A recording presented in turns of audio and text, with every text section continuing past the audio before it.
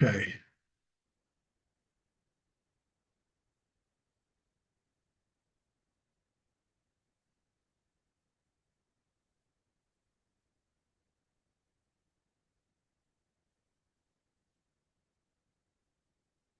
All the Business and Finance Committee meetings order. We have a quorum, trustee Warren and myself. And trustee Arndorfer is excused. So, Are we getting that in the, can you hear me? I can hear you. I'm just wondering if it's being recorded. Or if they can hear us. Sounds good. Okay. Did she say? She said yes on the computer, so I think we're okay.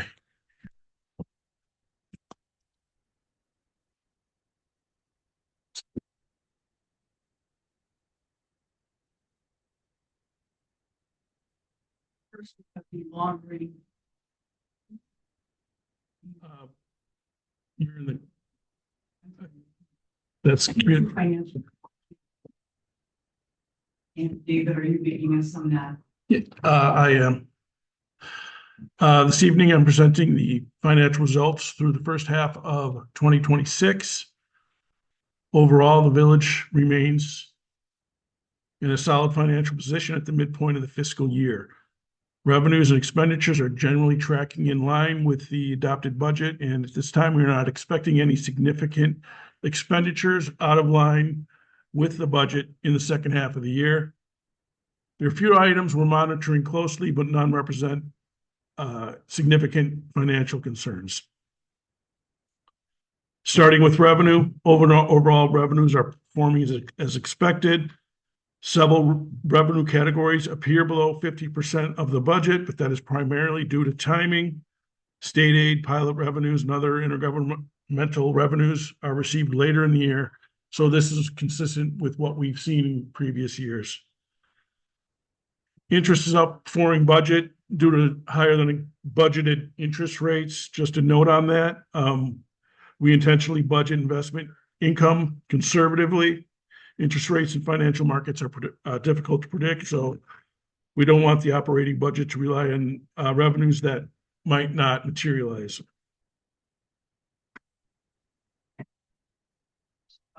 Insurance, I'm wondering if there were health costs that it mentions are going up, and I'm just curious, if we get our premium and, premium number, and we put that in that budget, still fine.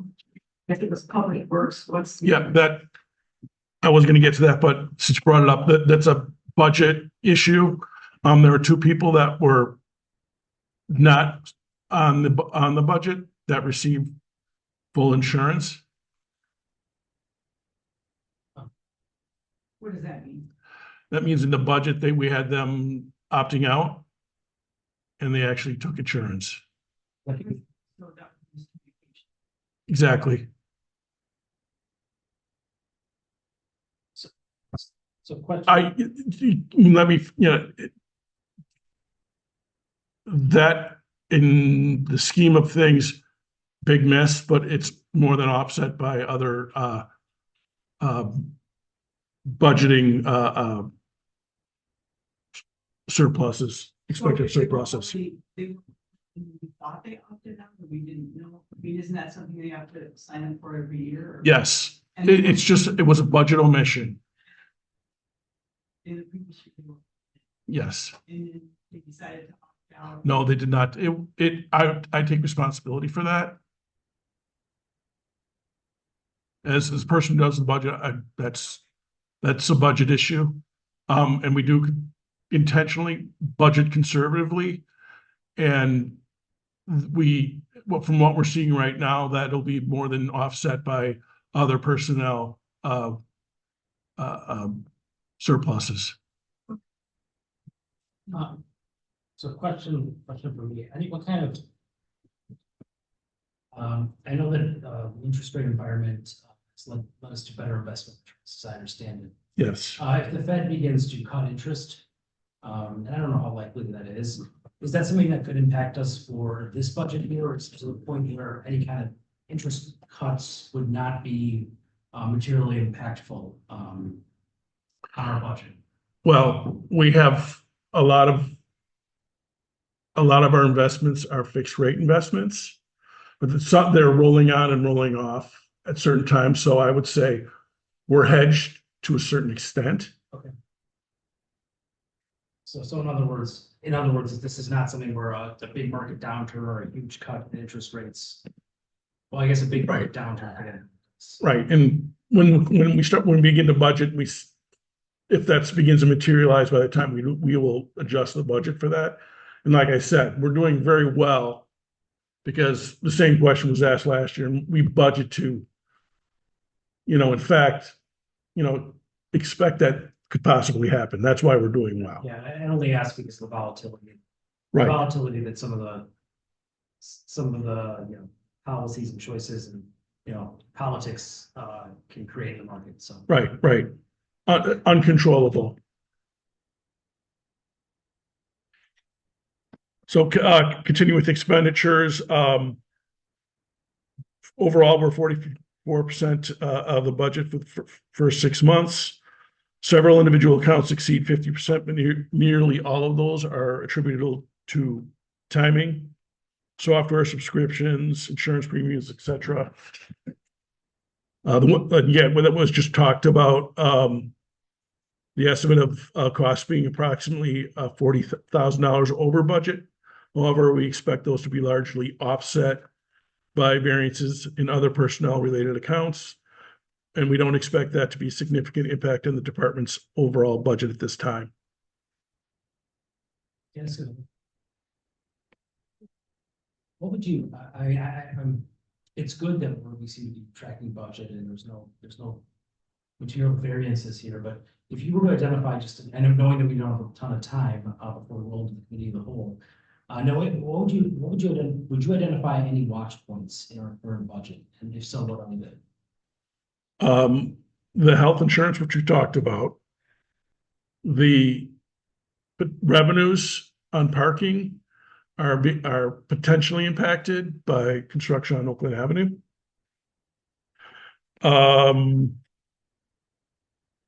Those are two, and utility operations, we just are, looking at that, and of course, the investment earnings. Those were the areas that I would look to. Thank you. I had a question about legal fees. It looked like it was not the potential legal fees, but it's court related. Yeah, that is, I'm going to follow up with that with the courts and see what's potentially going on with that. We're at 32%. The EEOC complaint we have going, was it related to, whatever various cases going on? So I'd like to see an itemized list. Sure, that's just an algorithm or a filter distributed at least to the finance committee that shows what the cases are, who our representatives, and the amounts for each one. I don't have it in that format, but we have the bills from Provello. Right, but I think this is a different, it's a different item. Right, court legal, that is the municipal court. So that is for the judge and any time that's spent with prosecution cases, review of items with the court clerk. And we're happy to provide the first 6 months of the year for that.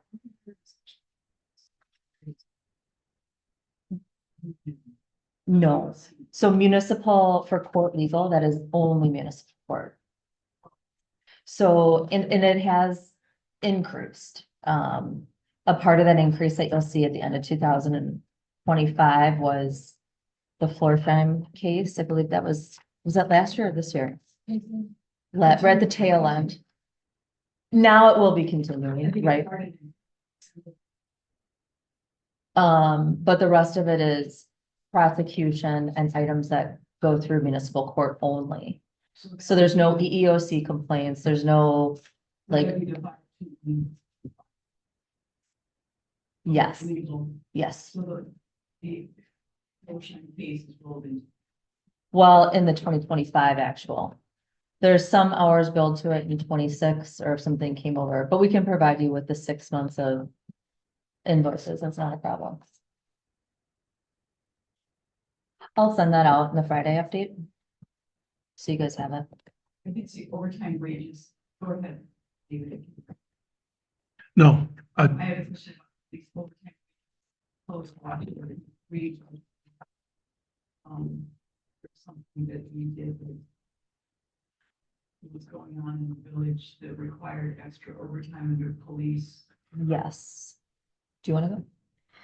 um, Well, we've been down 2 officers. right. So that if, when you're down personnel, that means that others got to fill in, and that's overtime. Right now, we're at budget, but there's risk there based on,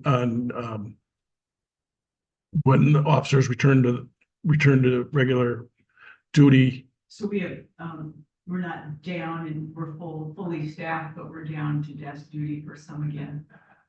You're not fully staffed because you don't have now one person like as of today, who is on light duty and unable to work in the department at all.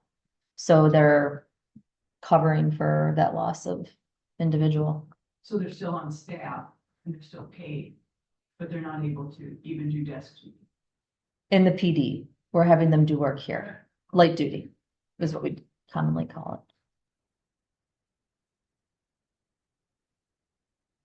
Okay.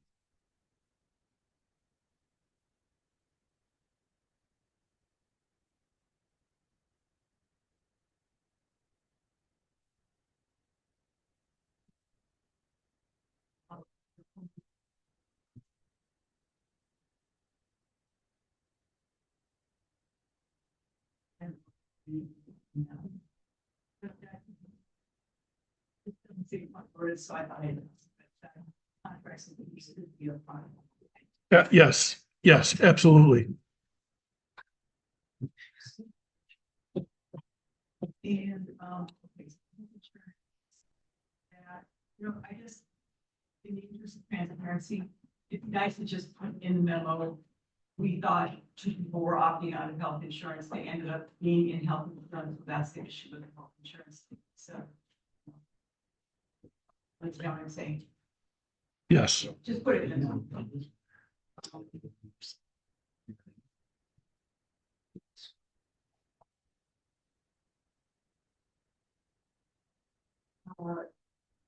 Not quite related to, but I'm just wondering at what point would we have a discussion about closing the TIDS in 2027? Will that be discussed as part of the budget? Yeah, the TID's closure timing will be talked at that point. If the plan is for 2027, if it comes through in the budget as 2027, that will be presented as that, as far as that's concerned. So when we see, okay, that's great. Is that what you would concur, Rebecca? So Go ahead. the TIDs have to be, all the debt has to be considered and compensated for. Less expenses. I don't know if you're talking about a particular TID. Yeah. So- The long exponential is that TID 3 and 5 would close in 2027, so I was wondering if we take action on that. TID 5 will not close in 2027. And TID 3, from conducted a Right. recent audit of TID 3 and the financials, and we're not going to be closing that, and it will be unable to close in 2027. Either of those. Correct. And what's the deal with TID 5? I thought we were just keeping it open. Did you know about that? Yes, but we also have pending litigation. And we don't see that wrapping. So, I don't know. okay, so neither TID presented in the long range financial plan may as be potentially closing in 2027. Correct.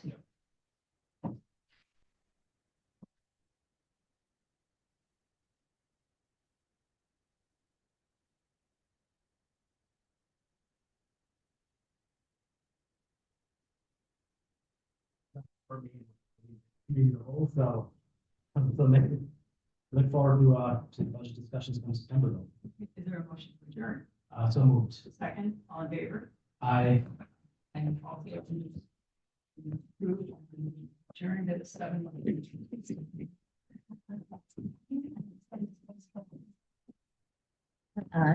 Yeah. Oh, yeah. You can sit there if you want. Here. There you go. Thank you. Oh, no. Hey, Wes, be careful. Yeah. Stop recording. Um, Pause. I think, yeah, just pause. Until everyone sees it.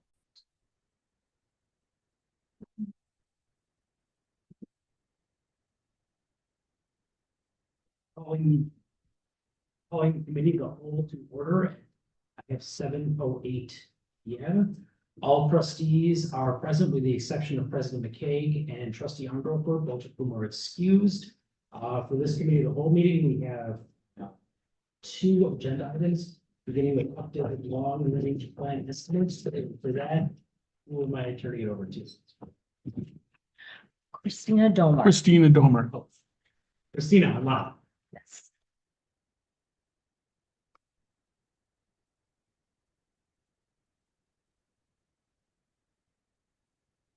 Christina, are you there? Oh, yes, hi. So I prepared a memo. Can you We, pause 1 second? You're not coming through on the speaker yet. We're working on it. oh, okay.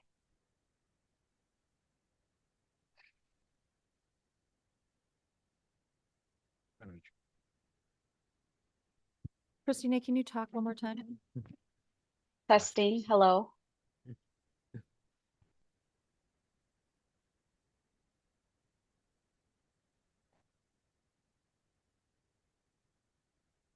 Right now. Hello, testing.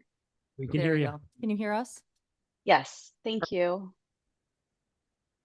Good evening. I prepared a memo noting that we updated a page, page number 26 in the long-range plan, to provide a total for each of the scenarios impact overall. So when we went through the long-range plan and reviewed it after the meeting, we noticed that this page did not have both scenarios in it. So we provided this update as a result, to show each scenario and what the total would be in considering the effect of the water sewer operations as well as the village property tax levy effect. Christina, just for the record, could you just very briefly explain both scenarios for us? Oh, I apologize. I'm not, I wasn't prepared to do that at this time. I'm not sure if David could do that, This, possibly. the 2 scenarios in the LRP, they provided 2 scenarios. One with keeping the tax rate flat in impact in just saying we're cutting operations by that. And that's the 3%. Yeah. Okay. And then the other one was increasing the tax rate or the tax levy in order to keep the operations flat and also have all those projects that were planned in the LRP to take place. So one maintains operations and all capital projects. And the Yes, tax rate floats with that. The other is the tax rate stays at 3%. right. I think it talked about operations and equipment with the scenario B, right? I don't Right, remember right. talking about capital. Yes, it's tax levy, those tax levy items. Yeah, sorry, that's my misspeaking. Yeah. That's okay. I guess, so I just trying to understand this. If the property tax bill is about $3,000, the village portion, is the debt going to be about 1/3 of that bill? uh,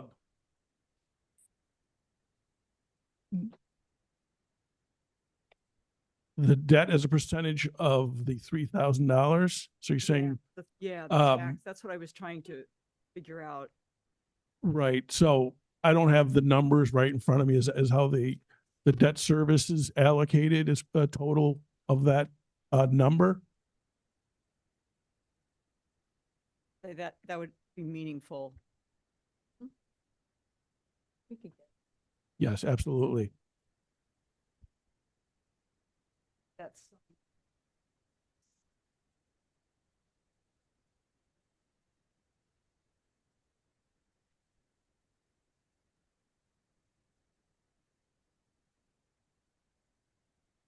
Anyway, so what's the upshot of this? If A is where we keep the levy at 3%, and B is where we do follow kind of an inflation factor, Well- is that correct? Right, so the things that impact your levy, mostly, with the exception of debt service, are going to be your operations, And right? Equipment. So when you're talking about the tax levy, that's going to be your operations, debt service, and those the capital equipment that is funded through the tax levy. This excludes infrastructure projects. So tell me, what's the takeaway from this that I should be seeing? Uh, uh, So if I may, we provided this update to sort of round out the LRP that we discussed last time, where we looked at the two possible scenarios and discussed that it would be a combination of both of those from a knowledge-based standpoint to help us lead into the 2027 budget process.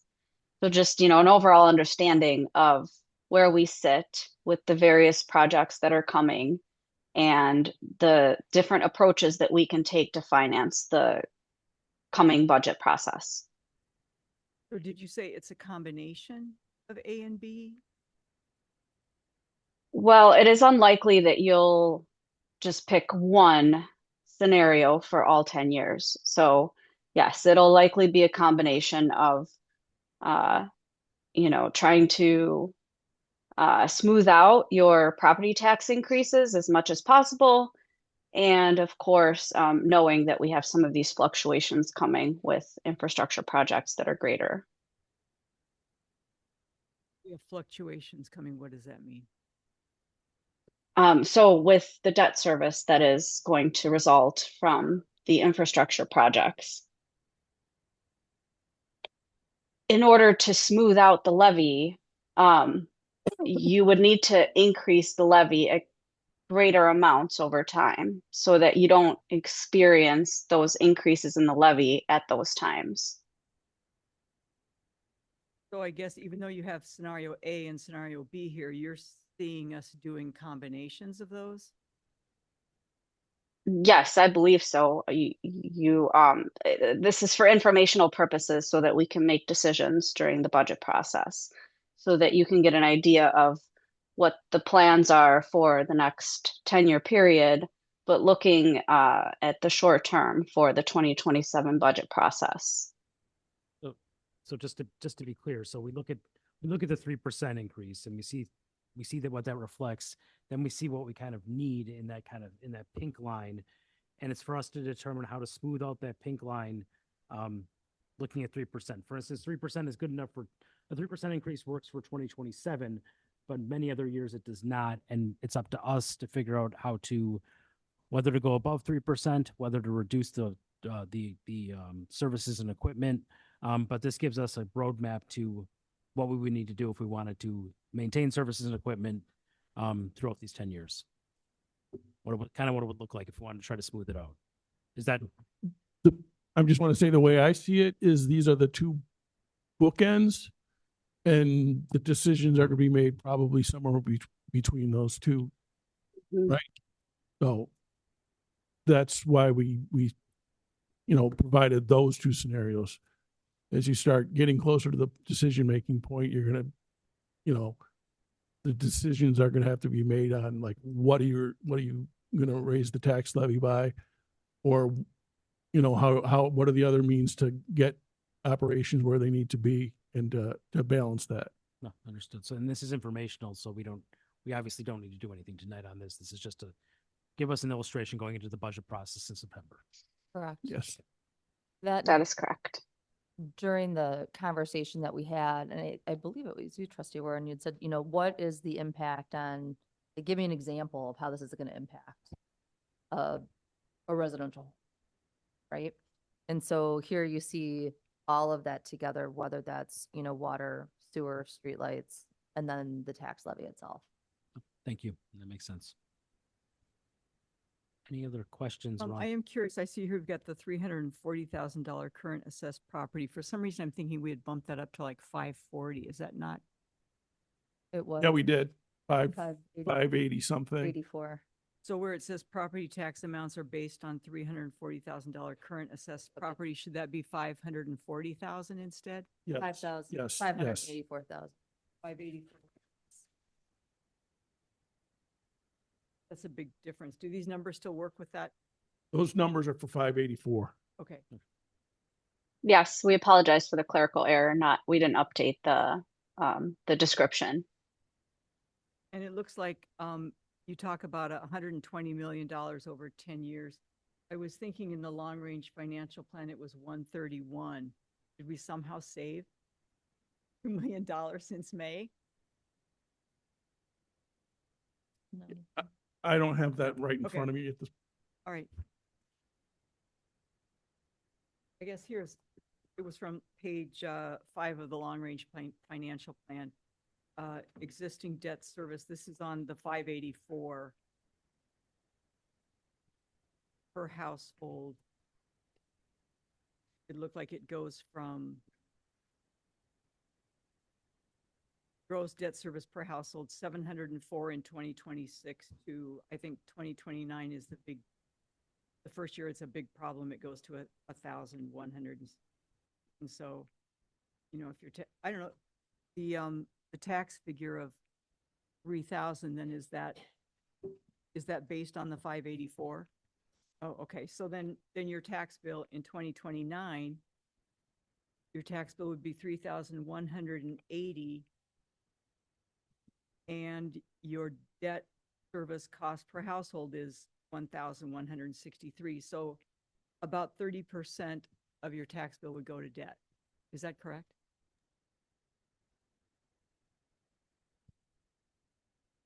I don't know the answer off the Yeah, top of my head, I- but we can go back and definitely look at it. calculate that. I'm just, Yeah, well, I'm going off the long range financial plan, page 5, which is the debt service page, and I'm looking and it says gross debt cost per household is 1,163. I look at 2029 here and it says 3,180. So 30% of a property tax bill will be for debt service, which is astounding. Okay, thank you. No further questions. Anyone else? Any other trustees? All right, our second agenda item is the results of the survey, and I believe that's Nicole. Yes, so I do have a PowerPoint that goes along with it, but I can start going while we're getting that put up. So the survey's put out every 3 years. This year we had it open from May 18th to June 26th. And just to go over a few of the different methods that we put it out on was the village manager's memo. We had it for 4 weeks, from the 21st of May through June 18th. We also had it on the village website that entire time, on the community survey page, as well as a news flash on the home screen. It was in the Shorewood Today summer issue that had a QR code that would take you directly to the community survey page on our website, where you could then take the survey. And then we also did a postcard that had a QR code as well that would take you to the website. There were a couple of errors found today, so you do have an updated copy in front of you. The report has 104 pages. I'm going to start by just going over a couple of the changes that were made this year compared to the previous year reports. We added the business district to the perceptions of neighborhood community, or I'm sorry, neighborhood conditions section. We added streetlight replacement program to perceptions of community improvement programs and initiatives. We added streetlights to perception and satisfaction with village services. There was a question added regarding the opinions on metered parking in the business district. And metered parking was also added as an option in the taxes and fees question. The environmental section was formatted slightly different. It was still the same question, but the way that we received responses was different. Last year, it was all of the options were listed under one question. This year, we listed them separately so we can start tracking the data. And then the last change was that we added library and police back into the shared services section. They were not in there in 2023, but they were in 2019. So we're going to start getting that data again. Okay, so going through the data now, the presentation that I'm going to show you is grouped based on interest, which is the same that it was in 2019 and 2023. The questions were based on a 4-point scale from excellent, good, fair, and poor. 1 was poor, 4 was excellent. So for perceptions, these were almost identical to the 2023 survey. All of these ratings were within 0.2 of the 2023 results. Most of them actually were a little bit higher, which is really good. And then if we move on to traffic and road maintenance, these were also still very consistent. Traffic and road conditions did slightly go down. My assumption is because of construction season. So hopefully in the next few years, we'll see the perceptions of those go back up. Going on to the next with village services, these were really strong rankings, which is consistent with 2023 and 2019. The numbers were almost exactly the same, but they stayed very strong, which is good. Okay, and then this next slide, again, consistent with 2019 and 2023 with affordability being ranked the lowest. This did go down a little bit more though. It was 2.2 in 2023. This year it was 2.0. And then affordability and property taxes remained some of the highest when it came to our open-ended question of what Shorewood really needs. Moving on to taxes and fees. Can we Yeah. talk a little bit about the 40% support maintain services? We had a little email about this because it looked like that number, this question was worded slightly differently, but this has gone from 62% to 40.5%. Yes, so So that's like the biggest change I can see in all the data is the support to maintain services with increased fees and increased costs has gone from 62% to 40%. yes, that is correct. So in previous years, it was higher. We did add in the option for metered parking, and that question did get around 18%. So it is possible that some of the respondents that in previous years chose maintaining services might have chose that option instead. That is something that we can look into for previous years if we want to try to combine that with something else to make it more clear so we kind of know what they're really wanting. But that is correct. It did go down from about 60% to 40.5, which is a pretty big decrease. It is still the majority wanting to maintain services, but it did drop quite a bit. No, but 40% is not a majority. Out of the rest of them, because when you add up reducing, it still wasn't as much as 40%. I do understand what you're saying. So it's still not more than 50, but it did get the highest rating out of the 5 options, I should say. No, I think. Yeah, because then add more services, there's maintain services, there's multiple questions. Maintain services. I see what you said. Majority of. Yeah, There's so a it had- plurality, yeah. Yeah. Right. Sorry, I worded that poorly. Okay. Are there any questions on that section? Any others?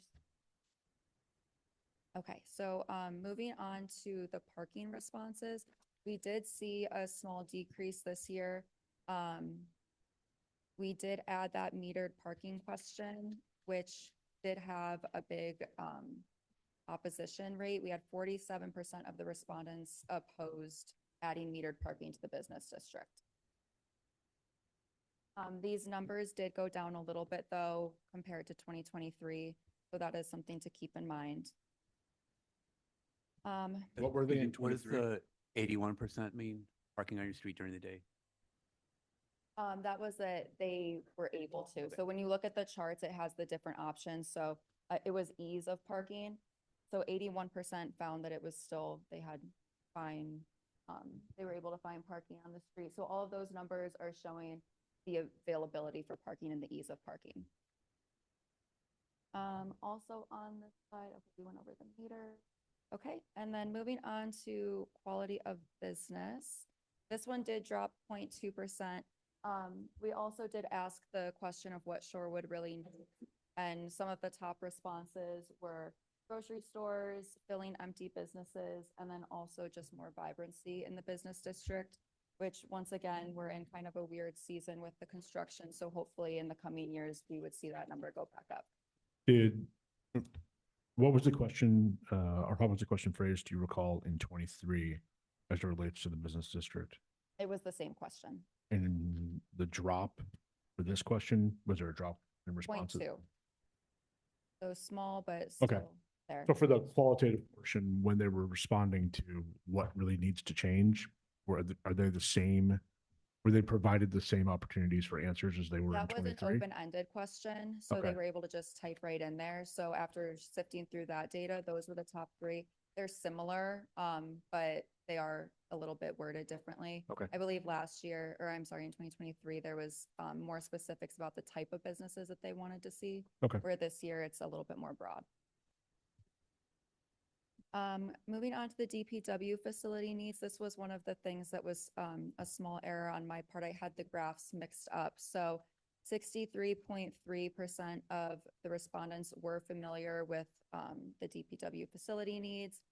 51.5% wanted to opt in for emails.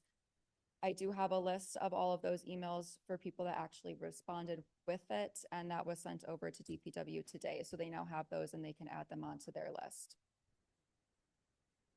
The communication numbers fluctuated, but we still stayed with the same top three. Those were consistent with 2023 and 2019, being the village manager's memo at Shorewood Today and the village website. And the top awareness ratings were the same as well, with those numbers increasing a little, or I'm sorry, that was an error as well. Those numbers did not increase, but it was still the same top ratings. And then lastly is just about the demographics. So 4.7% of the population responded. That's actually the exact same percentage that we had in 2023. So one thing that we can try to work on for the next year is bringing that number up a little bit. And then also consistent with 2023, we didn't have anybody under the age of 18 respond. So that could be something where we try to hit some of the schools with the 2029 survey to see if anybody under 18 would be interested in taking the survey to get kind of a broader sense of the community. That's something that we can actually, it's a great idea. Something, can we shift the day we put this out so it's more winter-based? Yeah, I think that's a really interesting point that we've never actually brought up throughout the course of this. We're going to be looking at communications this fall in the VMO office. And so that's something that maybe we contemplate some thought on. Yeah. I mean, I think too, with this time of year, a lot of people are busy and they're out of town and it's on their radar, and you're probably looking at a lot of people that are just staying home. It'd be great to try to get possible. We did it in Absolutely. May, though. Yes, it was the end of May, so it might have been right on the cusp of when they were getting out of school, so they might not have noticed it, but.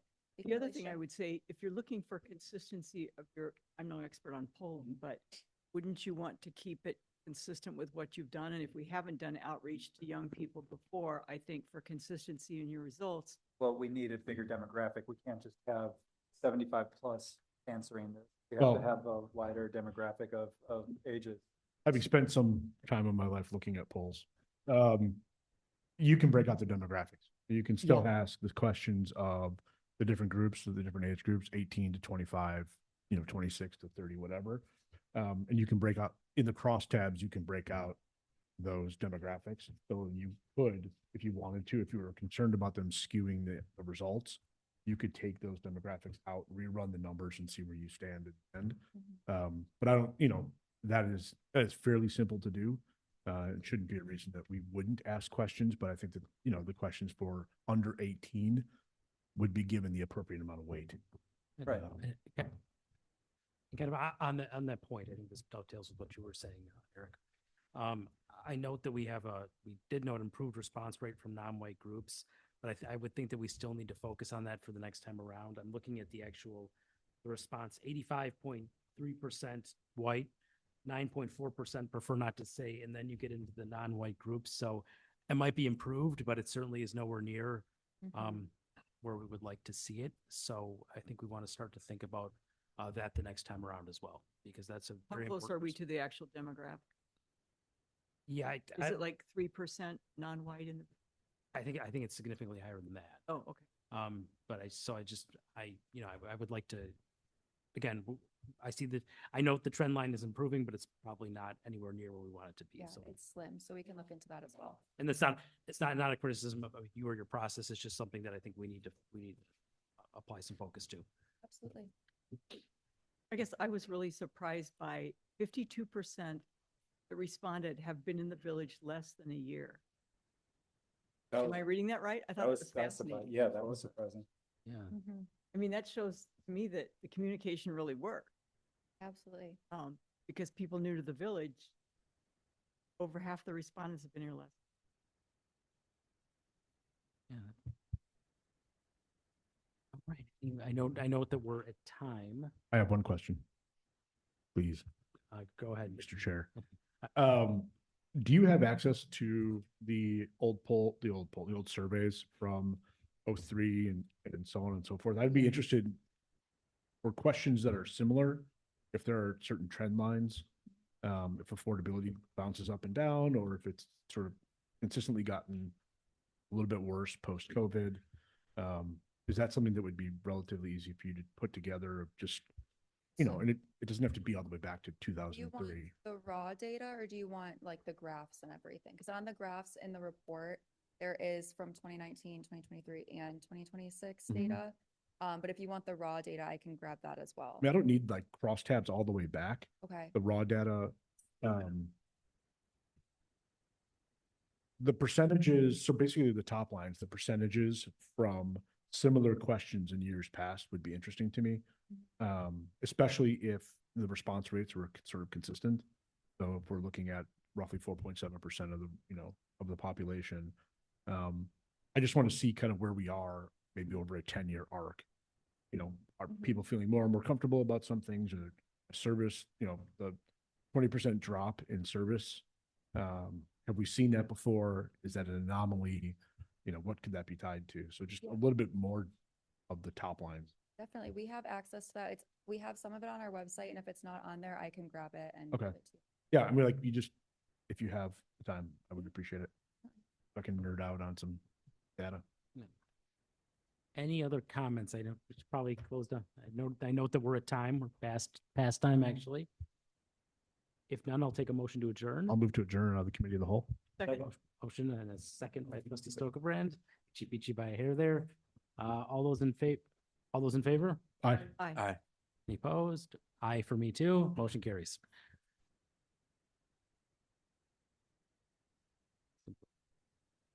Right, I call the meeting of the village board to order at 7:32 PM. All trustees are present and accounted for, with the exception of trustee Arndorfer, who is excused. I note that President McCaig joins us over Zoom. Has this meeting been noticed in accordance with state law? The meeting has been properly noticed and posted according to law. That we move to item number 4. We have no special order of business. So we move to item number 5, the consent agenda. Do I have a motion? Move to approve. Second. Motion and a second. Any discussion? I do have one point of order here. We were unable to consider the committee appointments, item 5F, at JP&L. Is that something that we need to then pull from the consent agenda and take action on it next time around? You didn't.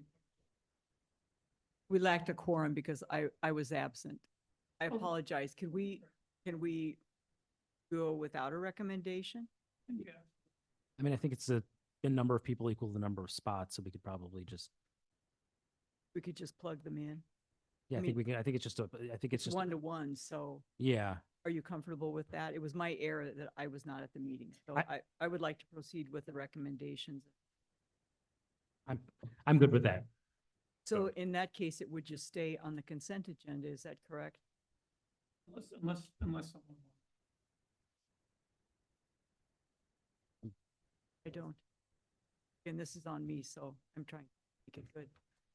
I'm comfortable leaving it on the consent agenda. Okay. Then I will not pull it. Yes, we have a motion and a second. Any further discussion? Seeing no further discussion, all those in favor? Aye. Aye. Any opposed? Hearing none, motion carries and consent agenda is approved. We have no public hearing today, so I'll move on to item number 8, citizens to be heard. Would anyone like to be heard on a matter not on the agenda?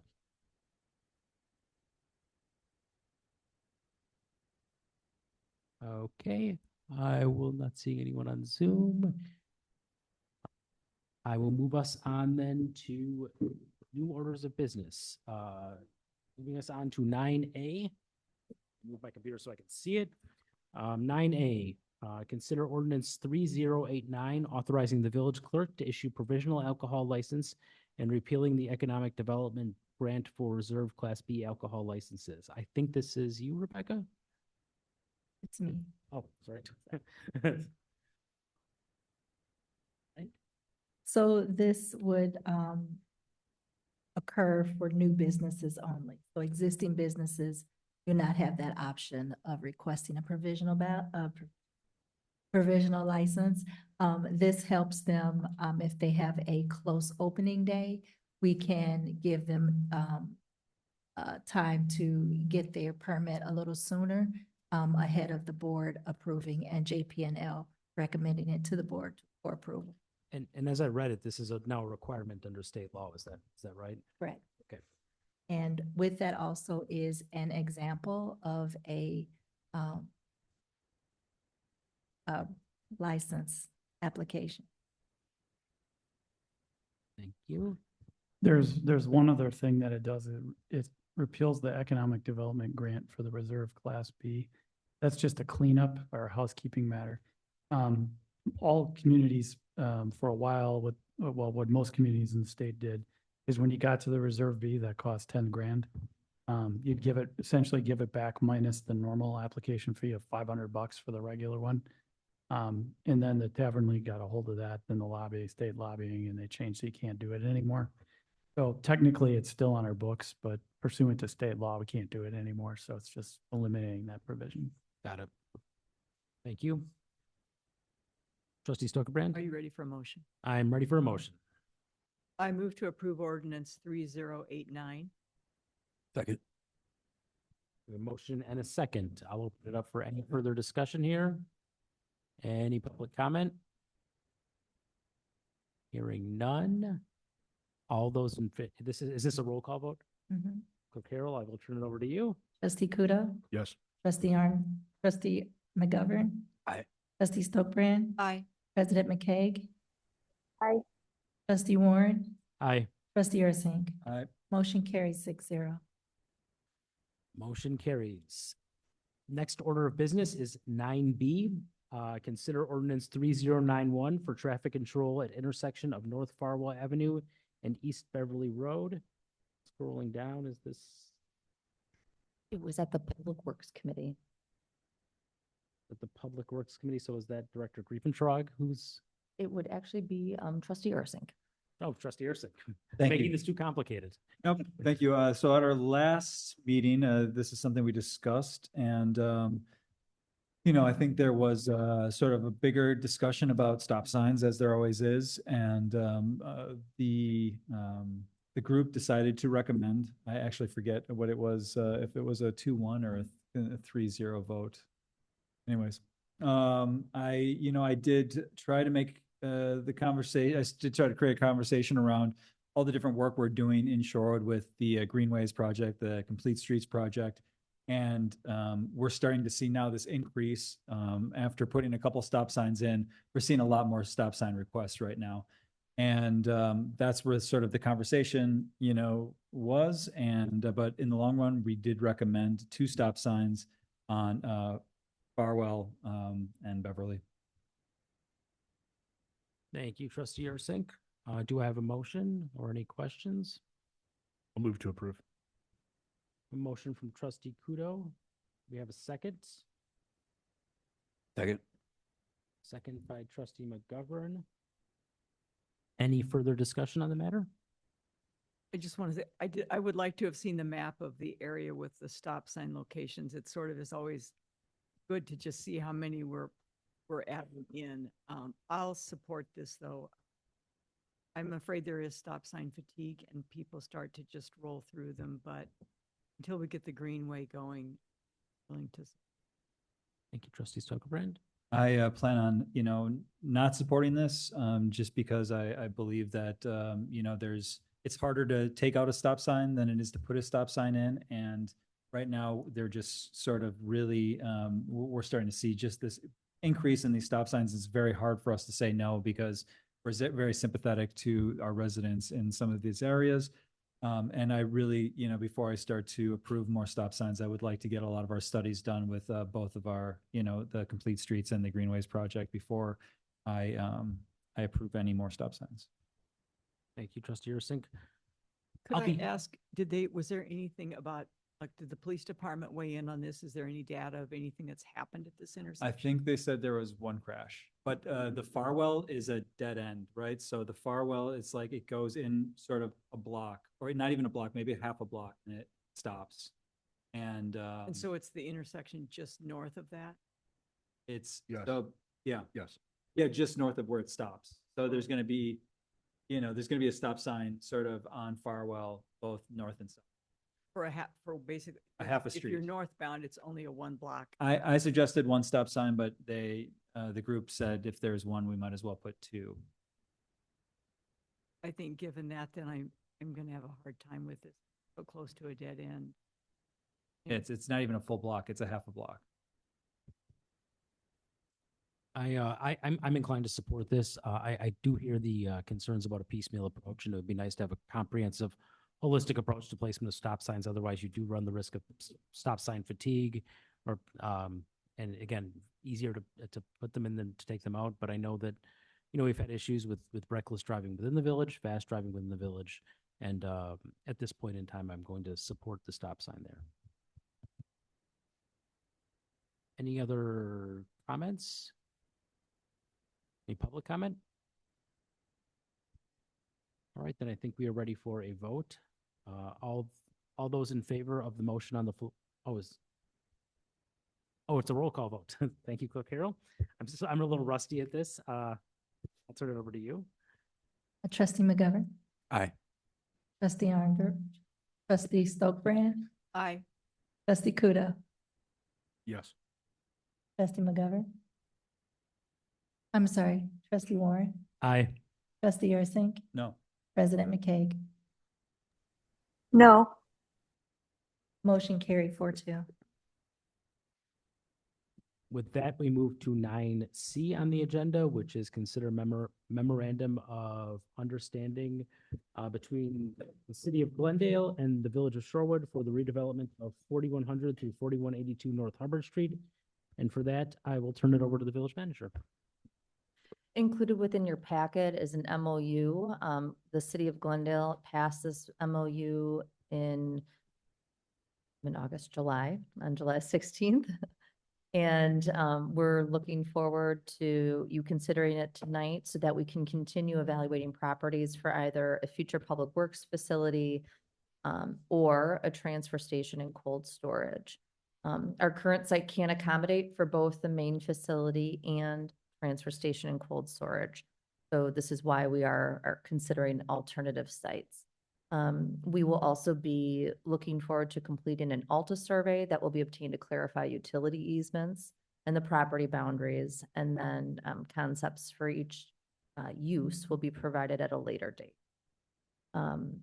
As we move forward over the next 2 months, we're going to consider the site's future use, and you can anticipate an offer to purchase to acquire the sites later this year. So maybe this is a question for Attorney Bear, but as I read this and as I read through it, this is really just allowing us to do due diligence on the site and requiring the parties to negotiate in good faith. It doesn't legally bind us to anything, any kind of payment, any kind of deal. It's really just to move the process along of our due diligence.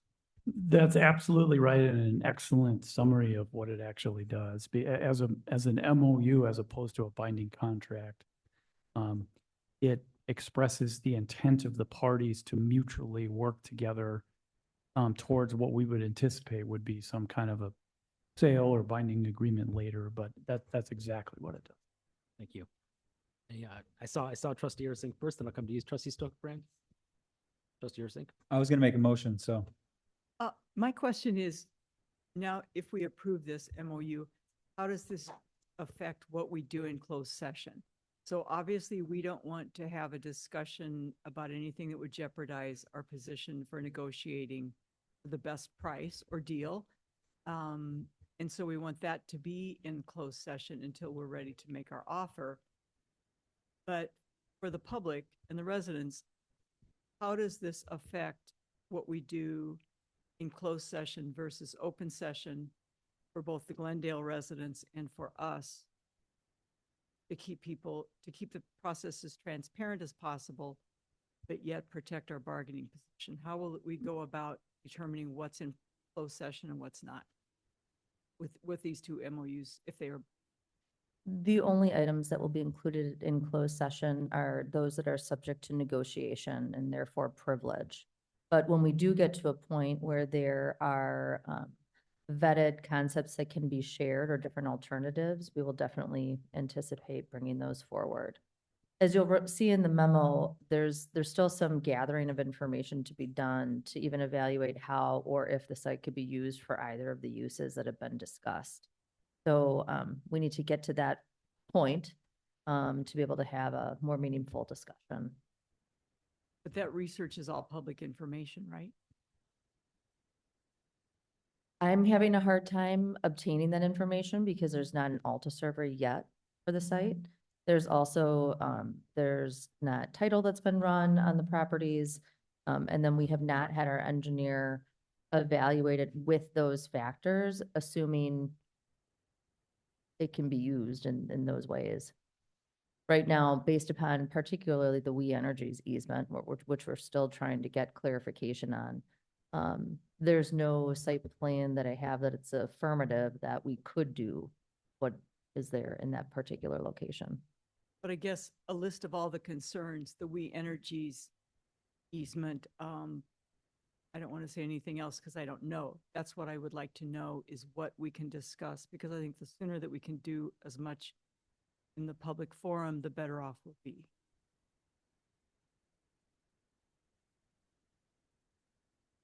So the things that I'll be working on and gathering information on are the items that are discussed here in this memo. Okay. Any other discussion or emotion? Trustee Ursink. I move to approve the memorandum of understanding between the city of Glendale and Village of Shorewood for the redevelopment of 4100 to 4182 North Hubbard Street as depicted in Exhibit A. Do I have a second? Second. Seconded by Trustee McGovern. Any more discussion? Any comment from the public? Hearing none. I assume this is not a roll call vote. All those in favor? Aye. Aye. Any Aye. opposed? Motion carries unanimously. On to the last item under the new business portion of the agenda. Consider Atwater Beach lifeguard coverage expansion. And Nicole, I think I'm turning this over to you. Yes, Yes, so annually, the village and lakefront lifeguard services go into contract and they provide lifeguard services for Atwater Beach. Ivy with Lakefront Lifeguard Services is here today. So she provided us with a proposal to expand coverage at the beach. Currently, we have coverage from pier to pier. And then as you move south on the beach past that other pier is a watercraft zone, and that is not lifeguarded by Lakefront Lifeguard Services. So the proposal would expand to have guards in that section as well. This is because we do still get a lot of swimmers that come into that area. And we try to do everything that we can to tell them that that is not a guarded area, but just for safety, Ivy suggested that we put guards over there. Along with that, though, there would need to be some additional staffing as well as purchase of equipment. So if we decided to move that route, we would need a new lifeguard chair, rescue board, and a new buoy line. Whether you go that route or not, we still would need a new buoy line for the currently guarded area. So that is in the proposal as well with the pricing. But there are a couple of options for you. And then if you have any questions for Ivy, she is here and able to answer any that you have. So essentially, the new buoy line's 37. The expanded lifeguard services are 50, but the 50 is going to repeat year over year. Yes. Okay. Well, it would fluctuate a little bit because the 50 does include the new buoy line, the chair, and the rescue board. So in years forward, it would just be the services. Okay. So I guess what is the labor portion? It's Just- about $5,000, it looks like on here. To double the life, are you basically doubling life? Because it's over a 50% increase. Yeah, so currently our budget for this year was 31,200, and that was covering the staffing. And then also we would need to add in, it looks like, yeah, right around an extra $5,000 to have that extra side open. What time of day are guards at the beach? What's the current schedule? 11:30 to 4 or something.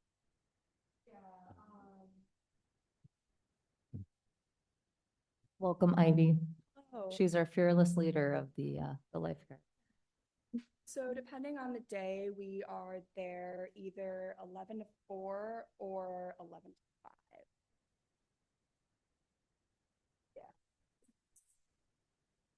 And how often is the beach at capacity? Define capacity. 100. As defined by the amount of people that lifeguards can safely monitor. So that totally depends on the day. Sure. How often is it at capacity? Very often when it's hot. On the weekends, sometimes we get like 500 people on the beach, 200 some in the water, And how many guards do you usually have on duty? 3 to 5. So the strategy we have now is kind of containing them into that one area. However, by expanding it, we would expand it, like allowing the swimmers to go in both areas. If you guys would like a further proposal with increased lifeguards per person, I'd be happy. No, I mean, I guess I'm asking, so right now you've got 3 to 5 on duty. How many stands do you have? 1 or 2? We just have one. But Okay. then we have roaming guards and then. So you've got a sometimes walking guard and head And- guard and then Sometimes a rescue board who's out. out on the water. Okay. I mean,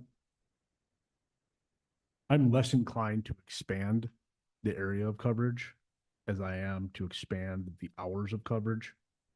I mean, you've already got 3 to 5 on duty. Opening up past that southern break wall.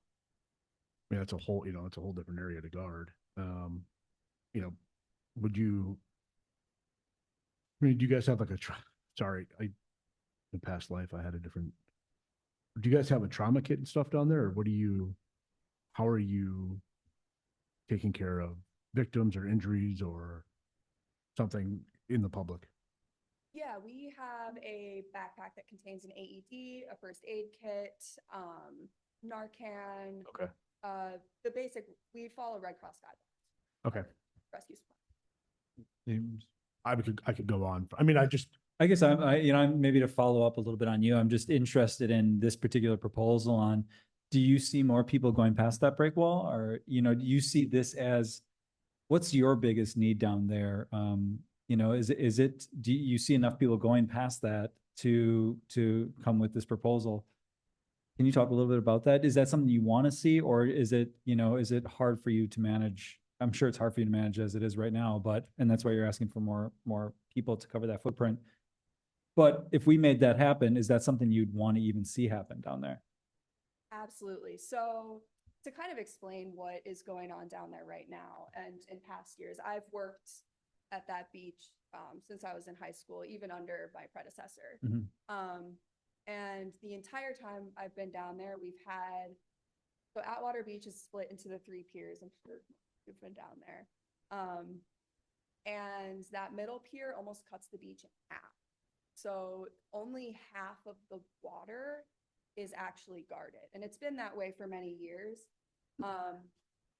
In the past, we have explicitly told people not to swim in that other side. And that has caused a lot of trauma down there. And then also if we do get people going over there, it's kind of a liability question of where does our liability end? And what are we supposed to do if we have to go out there and get someone, but technically we're not equipped or staffed to go do that. And then we end up putting ourselves in danger or ourselves in danger.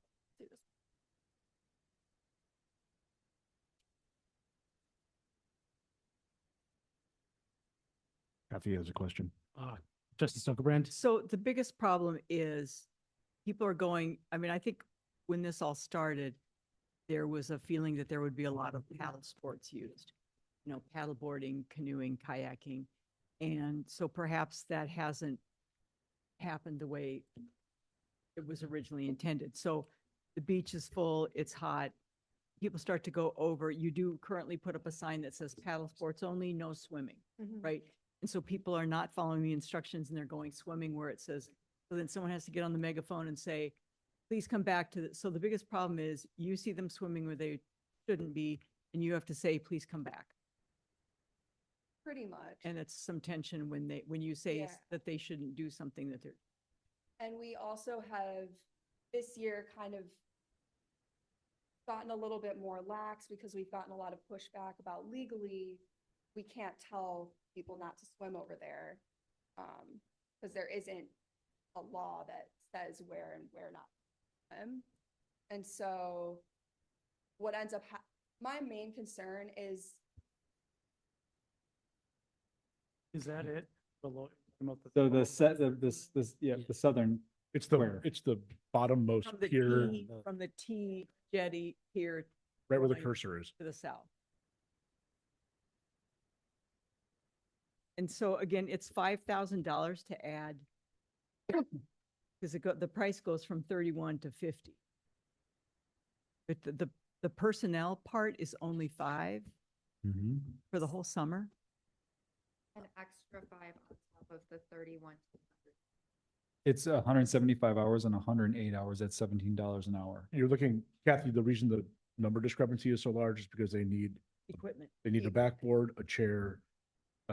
Depending on the distance, I would imagine they would probably need another trauma kit, depending on where they move the one they currently have. And then you have to have additional walking guards and a stand guard. The new buoy line is almost $12,000. Yeah. That's the main sort of piece of all of this. And the reason that the added staff is maybe not as much as you might think is that because we anticipate that people will be spreading out, it would be less people per lifeguard. It'd be helpful, and there's no way to do this, but to know how many times the beach is almost empty, This is really hard, because, you know, we have talked about going back to a fee, to help pay for this. It's used by a lot of people who don't live in the village. It's not a village, beach anymore. It's very much a regional attraction. And I think part of that is explained by the fact that a lot of people don't come and do the paddle sports. It's a little more of a hassle to come to the beach. So as much as I'd like to see this, I don't see that we can, you know, I hear a lot of people saying we just want to maintain or look at cuts to try to keep the property taxes as low as we can while we're doing all this infrastructure. To now add something like this, do I feel like it would, you know, we are the only beach with a lifeguard, I believe, unless the county got some besides Bradford. I don't think they have them itself. Bradford doesn't have guards, Oh, Bradford doesn't either. not anymore. I really appreciate you and what you do, and I'm grateful that you came to us with this opportunity because it's important to know that it's there. But to go, I just, without being able to recoup some of that from people who are coming to the area, it's hard to. Trustee Kudo? I mean, this is sort of the cost of doing business in my mind. We have a beach, we want it to be safe. My main concern is not fees or anything like that, which I don't think I would support. It is when you get there at 11, you take stand at 11, I would imagine there are a fair number of people on the beach already. Depends on the day. Sure, but generally speaking, if it's a nice day, the sun's shining from the east, there's a fair number of people on the beach. Especially weekend. I mean, again, as opposed to expanding the footprint of the beach, I would be more interested in having guards there before 11 a.m. So as presented, I would be a no vote. I think coming around to me, I take those points and I hear the concerns about increasing budget. I hear the concerns about staffing up during hours outside of 11 to 5. But I think, you know, just looking at the beach and looking at what we have up on the screen, it makes sense to me for the incremental cost increase to open more of the beach, which is kind of a public good. It's something that it would be nice if we had that entire section open. You know, given that it is kind of a small beach, and I just feel like it's something that it just makes sense. Just as I try to simplify it as much as possible, it makes sense to me to open up the beach. I would be open to more discussions about making those hours longer, but at this point, I would support the motion to increase to open up that lower third of the beach. Trustee Ursink, did you? Yeah, I probably agree with you, Trustee Warren. I'd be open to seeing how we could stagger maybe times so people, maybe able to come earlier or stay a little later on those peak days. But this is just such a public good, and just because folks aren't from Shorewood that are going there doesn't mean that we don't have the same responsibility to keep people safe. And I think we have more of a responsibility to show that Shorewood is a safe and open community for everybody. So I will definitely be supporting this. I think it's just such a value that we have here. We see a lot of communities across. I mean, when we brought Ivy on board, we see there's such a tremendous shortage of lifeguards and people that do what she does and her group do and that care about the community as well. So for me, this is, this is kind of a no-brainer. Thank you, Trustee Ursink. Anyone else? Trustee McGovern? Yeah, I was kind of on the fence about this one, but this really is probably one of the best amenities of Shorewood, and I just think it makes sense in terms of safety and just having that public access in a safe way. I think I'll support it. All right. Any Trustee Zuckerbrand? So do you see would you completely remove the separate place for putting in for paddle sports? That would be something to think about. Typically, that's a great question. We would need to think about how to handle where to safely put the paddle sport. Because I mean, it's so popular, it's like the last 3 days. There's no swimmers, but there's a lot of surfers. I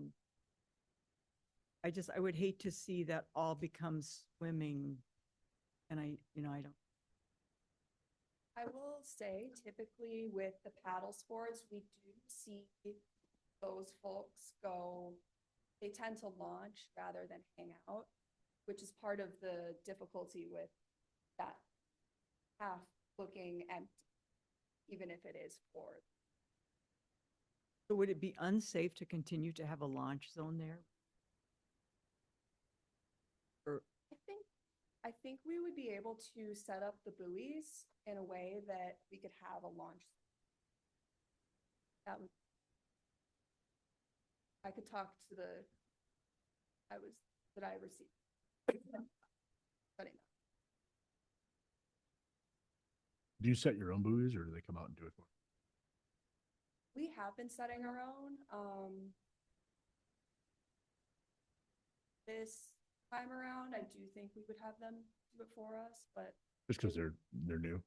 yeah. You can configure with buoys and lines. You could find something on the far south side of that to make a long zone. I would, just for the purposes of this conversation, I would be interested in having a conversation or during budget about expanding out. If staffing exists to do it, we have enough guards, but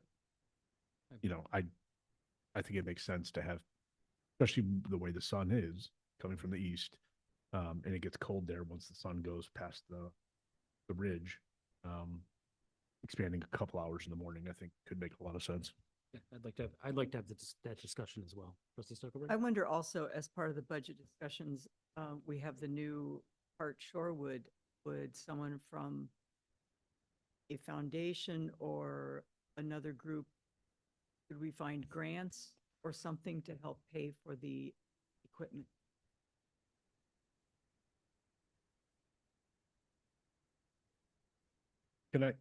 When does this goes into effect in 2027? 2027? We only have 2 more weeks. Okay, This We're bringing it for you. so this is, This this evening? is the budget. Correct. Well, we wanted to have the discussion and Ivy was gracious to come in tonight because we've been talking about some of these issues throughout the course of this summer season. Based upon the feedback that I'm hearing tonight, we'd like to continue the discussion in budget. What I would do then, just in the draft budget that we provide to you, I would include the larger amount of, what was it, 50,000? 500. 500. 500. And then the board could have time to contemplate, do you want to continue to do that? The final decision actually occurs when the budget's complete, Right. right? So then as you go through that, you can weigh that against some other items that are within the scope of the budget and then provide that determination. If it makes it through in the budget, then I would bring that extended agreement to you for consideration following budget approval. My only question is there sort of a timing for this that you need to know, or you need to work with different companies to get on their radar for next year? Before we start next year. Yeah, okay, before you start next year. I'm sure you'd have to potentially go out and hire these folks, so I'm just wondering, like, is that something you will do in winter or spring, or when would you hire somebody? Or when would you be looking, to get these new folks started? Probably right away in summer then? Yeah, Is the question, when do you hire your guards? Yeah. I'm assuming you've got a bunch returning. Probably. that's to be determined. Okay. It's kind of hard to tell right now at the end of summer. So I'll probably have a lot better of an idea of what staffing could look like in about January. So, and that's my question. It's kind of what I'm asking is, is there a timing to when you need to know if this is going to be real or not? So So right now you have a staff of 5 to 7 that you rotate in and out. Yeah. And so you'd bump that up to 7 to 10. Potentially, or I would just expand the hours for those 5. Okay, so you might not actually add people, but you'd add hours. Correct. And I guess my question then is, process-wise, if we wanted to see if there was private funding available for some of these costs for equipment. Who does the Hart Shorewood form? Would I do the Hart Shorewood form? Would Nicole do the Hart Shore to ask, see if the foundation would be interested in donating? Probably wouldn't be you. I would assume that it would, be Ivy here. Because like the police department asked for the trailer, right? But they're parallel tracks, right? So when comes time for budget, I mean, obviously Ivy can ask Hart Shorewood for the resources. I don't know what the timing is on getting the grant application in or receiving the grant, but I suspect that we would have to do a parallel track of, we are budgeting, she is looking for grants. If it comes in, great, then she doesn't need it, and we can take the money back for the cost of equipment. If it doesn't come in, she still needs the buoys, she still needs the backboard, she still will need the chair, potentially another trauma kit. And so I think it's a parallel track. You can't, we couldn't say, I don't think in September or in November when we do budgeting, sorry, you can't have this. She can't plan that way. Yeah. She has to be able to continue to move the ball forward. Right, but I'm just saying, like the police trailer thing was turned around in a matter of weeks, like July, right? So we could know if someone submitted a I Heart Shorewood, we could know by Labor Day. I mean, But who would, I'm just asking Rebecca, the process question is who would go out and look for grants to pay for it? Okay, so the hashtag Hart Shorewood, that's actually someone making the donation. So But like if, Captain Mark had to go and get the money. So he was the person who initiated. So who would initiate? well, I would recommend that it would likely be Nicole and Ivy. I've often found that the foundation is not supportive of 100% funding something, but prefers collaboration. So that's something that could be discussed. And we could see what questions they would have and just explore that as an opportunity. And so is that how that worked with the trailer? So Captain Mark went to the foundation and the men's club.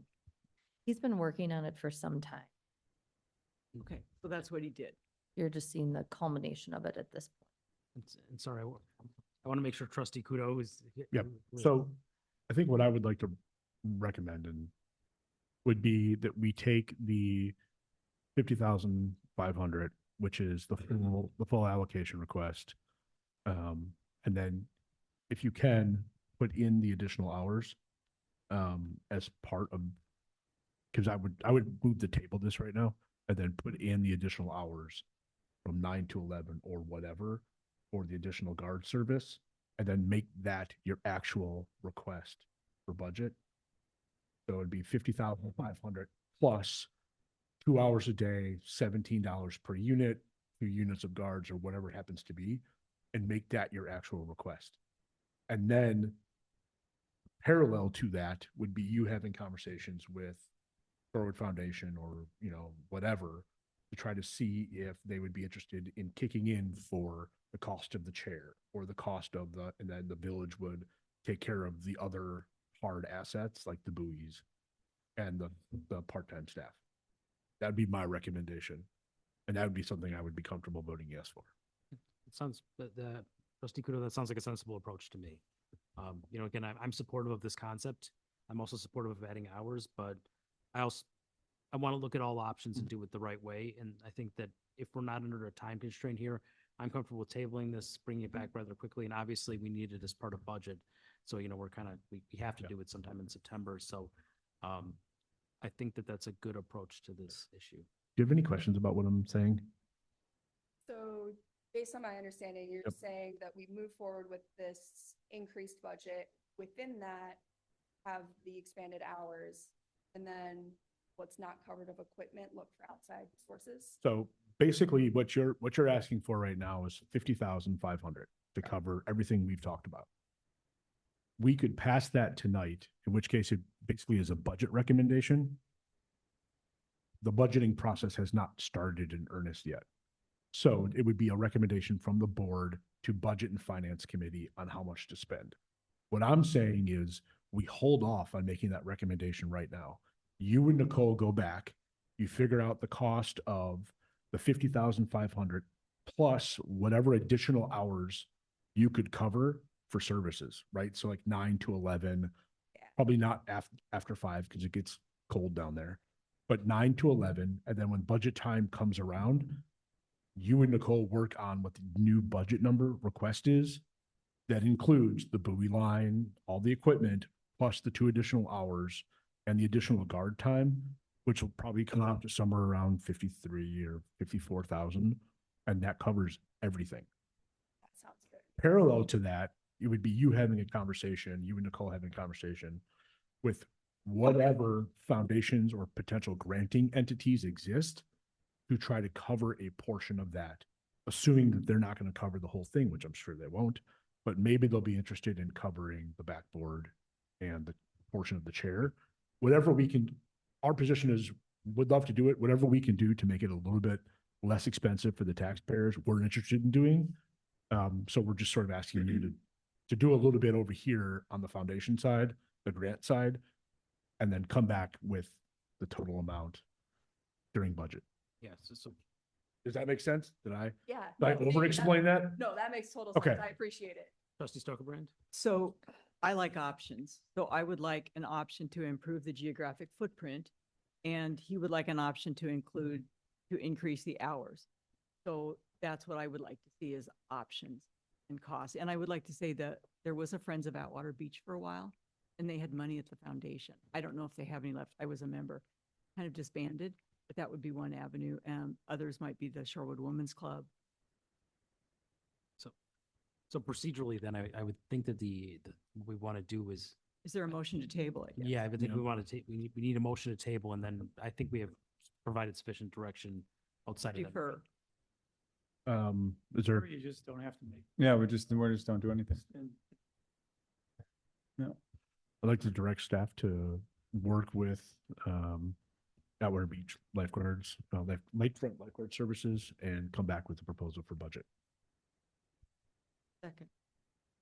Need a motion. Eh, I don't yeah, even know if that's a You don't motion. even have. I'm I just- don't think just we need- direction. Yeah, I think, is everybody, is, Unless you want them.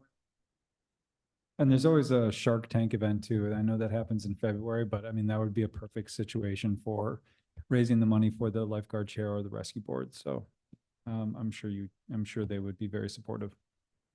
I have actually You, done you that. did the Shark Tank, didn't you? Yep. Did you do it this past year? No, I did it 2 years ago. 2 years ago, okay. That was when we were in the throes of the lifeguard shore. Yeah, got you. Okay. thank you. Thank Appreciate you, it. Ivy. Great to see you tonight. With that, that concludes all of our new business on the agenda. We move over now to reports of the village officials. And for that, first on the agenda is the village president, President McCaig, joining us via Zoom. I can't think of anything right now. Thank you. Okay, then we have reports of the village trustees. Any trustees wishing to provide a report? Just like to say that I had communication with Director Bushlick, and it sounds like Lake Bluff and Kenwood? And more. Kenmore, every time. And Kenmore, those intersections will be open around August 20th and will remain open for as long as is possible. That's great news. Yeah. Thank you, trustee Kudo. Any further reports? Hearing none, I will turn it over for the village manager's report. So who got a postcard? Great. The rest of you should go home and read your mail. But Exciting times, Arthur. I know Nicole was great in coordinating with the utilities. We had a postcard that went out to people notifying them that we're switching our payment platform. So that's going to be a big transition happening this August. And so just want to encourage you, I know I put stuff out to you in the Friday update that I provided to trustees and department heads. But I'm going to continue to provide that information to all of you so that you see that in case you're asked questions. And by all means, if there are questions, you can have them contact Public Works, Margaret, directly. Thank Yes, there's also a nifty pop-up on the website. So if you go to our website, it pops up with a box that notifies people that we're switching to that new payment platform and that they need to make that transition. Yes. I've noticed the pop-up, and I want to be clear, I did receive the postcard as well, so. Wonderful. Thank you for reading. So is the software just, like an upgrade, or will it make things easier? Because the utility billing went to Public Works instead of here, right? Yeah, so this is the platform that just actually people pay their bill through automatic payment through that software. We didn't have that at all. We did have that before, and we did some analysis on that and are switching that program to BS due to functionality. Saving money. Not saving money. Well, this this actually allows us to then separate those payments from utilities versus others from paying credit card payments. So will because we couldn't get rid of the credit card fees for utility payments because part of it was PSC. So will this allow us to? We could, but the PSC has a rate file that requires us to be embedded that within the scope of the rates. But what it does is that it also is the payment software for all other payments at the village that then can have a different track of paying that processing fee. All right. Turning now to future items of consideration, we have none. So I would entertain a motion to go into closed session, and I would note that when we adjourn out of closed sessions, we will immediately adjourn the meeting because there are no other items of business on the agenda.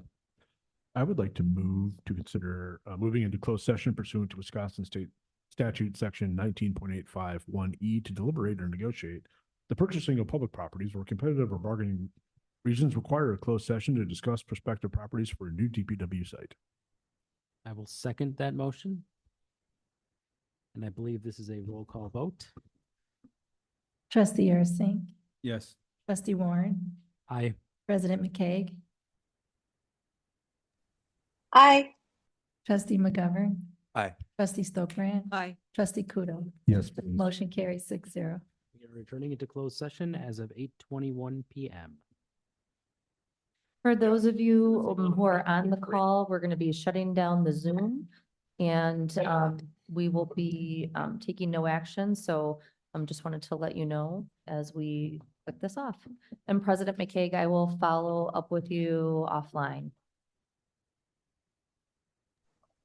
Okay, thank you. Good night, everyone.